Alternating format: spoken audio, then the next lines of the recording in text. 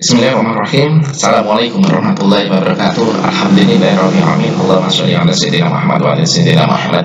Anak-anakku kelas 8 A, B, C dan D yang pertama saya dan pertama bangga.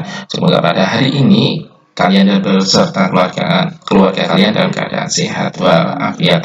Amin amin ya robbal alamin. Untuk pertemuan hari ini kita akan membahas mengenai bangun ruang sisi datar. Namanya kalau di perkuliahan namanya geometri. Oke. Bangun ruang sisi datar. Apa sih yang dimaksud dengan bangun ruang sisi datar? Oke, sebenarnya kalian juga sudah tahu maknanya disebut dengan bangun ruang dan bangun datar. Oke, nah, sebelumnya kita pelajari silsilah riwayat kekeluargaan dari bangun. Nah, ketika ini Pak Tama sundulkan ke atas, itu ada neneknya yang disebut dengan bangun. Nah, bangun itu dibedakan menjadi dua, ada bangun datar dan bangun ruang. Bangun datar siapa saja, ada persegi, persegi panjang, segitiga, layang-layang, jagi, dan sebagainya. Terus ada bangun ruang, siapa saja, nanti akan dipilah-pilah lagi. Nah, kenapa disebutkan bangun datar? Karena dia mempunyai dua dimensi saja, mempunyai dua ukuran saja, panjang dan lebar, bisa dikatakan seperti itu, atau alas dan tinggi, hanya dua dimensi saja. Sedangkan bangun ruang dia mempunyai tiga dimensi, ada panjang, lebar, dan juga tinggi, dan dia bisa dilihat dari beberapa arah, dari semua arah seperti itu. Itu disebut dengan bangun ruang. Nah, lebih spesifik yang kita pelajari yaitu bangun ruang. Bangun ruang dibedakan lagi menjadi dua, ada yang datar, ada yang lengkung, sesuaikan dengan sisinya. Kenapa sisinya? Karena di sini ada semuanya sisinya datar, sedangkan yang di sini semuanya lengkung. Coba perhatikan, bangun ruang sisi datar kita bedakan lagi. Ada kubus, balok, prisma. Prisma dibedakan lagi sesuai dengan alasnya. Ada prisma segitiga, kalau alasnya segitiga, prisma segi 4, segi 5, dan seterusnya. Limas pun juga sama. Limas ada limas segitiga, limas segi 4, segi 5, dan seterusnya. Apa sih bedanya prisma sama limas? Nah, kita pelajari selanjutnya. Selanjutnya, bangun ruang dibagi lagi menjadi bangun ruang sisi lengkung, karena semua sisinya berbentuk lengkung. Coba perhatikan tabung kaleng, ya kan? Sisi yang sampingnya kan lengkung, ya kan? Yang atas berbentuk lingkar, ada kerucut dan bulat. Inilah yang akan kita pelajari. Apa? Yang mana yang kita pelajari? Hanya yang sebelah kiri, bangun ruang sisi datar. Oke, next. Yang pertama, balok. Unsur-unsur balok kita pelajari terlebih dahulu. Unsur-unsur balok di sini apakah punya balok yang Pak kasih nama A, B, C, D, E, F, G, H. Apakah boleh yang lainnya, Pak? Boleh. Mulai dari J, boleh J, K, L, M, N, dan berikutnya. Oke, yang penting penamaannya harus runtut, nggak boleh acak. Misalnya dari sini A, B, C, D, terus mulainya E-nya dari sini nggak boleh, sesuainya dengan titik awalnya. Oke, nah A itu dengan titik pojok atau titik sudut boleh. Nah, sisi bawah namanya alas, yang atas berarti namanya tutup. Berarti ada sisi kanan, kiri, depan, dan belakang. Bisa kalian lihat sendiri.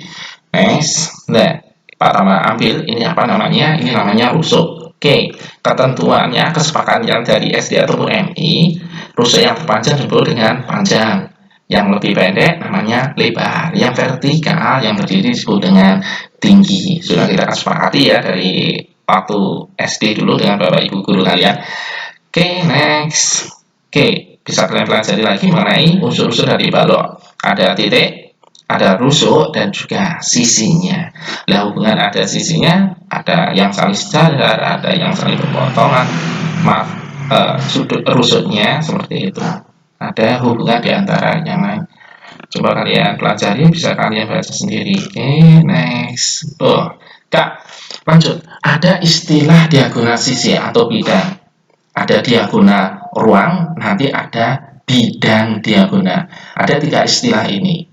Diagonal sisi, ada yang mengatakannya juga sebagai diagonal bidang. Sama, ya. Oke, tapi ada yang disebut dengan bidang diagonal. Itu beda lagi. Ya. Oke, jangan sampai terbalik ya. Mana yang disebut dengan diagonal sisi atau diagonal bidang, Ada yang disebut dengan bidang diagonal. Oke, next. Satu-satu, diagonal sisi. Apa yang membantu dengan diagonal sisinya? Di sini kan ada berapa sisi? 6 kan? Nah, perhatikan garis EB. Nah, EB ataupun BE ini lebih asiknya ketika kita sebut dengan BE karena duluan B ya. Garis BE itu disebut dengan diagonal sisi. Nah, sisi dari permukaan depan atau dari sisi depan. Berarti di depan ada dua, ada BE dan juga AF. Nah, yang depan belakang punya sendiri-sendiri, totalnya ada 12. Ada diagonal ruang. Pak, bedanya yang mana, Pak? Perhatikan garis EC. Lah, garis yang melewati tengah-tengah ruangan itu disebut dengan diagonal ruang. Ada berapa? Ada 4. Kalau nggak percaya silahkan hitungkan sendiri. Ada EC, ada siapa lagi? CE lebih asiknya ya. Ada BH, ada AG, dan FD atau DF. Oke. Rumus menentukan panjang diagonal sisi ini rumus turunan dari segitiga siku-siku menggunakan teorema Pythagoras. Oke, perhatikan EB. Di materi berikutnya Pak Tama upload itu ada kesalahan, nanti akan Pak Tama revisi kembali. Sudah Pak Tama revisi di video ini. Yang kalian upload kalau nggak salah itu BC atau gimana? Ya, perhatikan anak-anak, ketika ada PowerPoint-nya yang salah, silakan jawab di Pak Tama. Untuk Pak Tama revisi dan Pak Tama kirimkan kembali ke bahan ajar untuk Pak Tama lagi. Oke, perhatikan, fokus lagi menghitung panjang dari EB. Coba perhatikan, ada segitiga siku-siku di sini, A, B, E. Ketika ada segitiga siku-siku, berarti berlaku teorema Pythagoras. Siku-siku di A, berarti AB dan AE adalah sisi tegaknya, sedangkan BE adalah sisi miringnya. Berarti ketika kalian diminta untuk menghitung panjang dari BE, rumusnya gimana? Sisi miring adalah penjumlahan kuadrat dari dua sisi tegaknya. Berarti menghitung panjang dari BE kuadrat sama dengan AB kuadrat ditambah dengan AE kuadrat. Nah, karena BE masih kuadrat, ya kan?